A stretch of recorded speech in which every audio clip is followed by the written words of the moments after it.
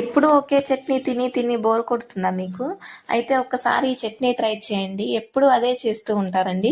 క్విక్‌గా అయిపోతుంది. మనకి టైం లేదు, త్వరగా టిఫిన్ రెడీ చేయాలి అనుకున్నప్పుడు మీరు ఖచ్చితంగా ఈ చట్నీ ట్రై చేయండి. ఇడ్లీ, దోస, ఉప్మా ఏ టిఫిన్‌లోకైనా తినవచ్చండి. మీలో చాలామందికి ఈ చట్నీ తెలిసే ఉంటుంది. ఫస్ట్‌లో మా హస్బెండ్ వాళ్ళకి కూడా ఈ చట్నీ గురించి అయితే తెలీదు. నేను ఫస్ట్ టైం చేసినప్పుడు ఏంటి ఈ చట్నీ అనేవారు.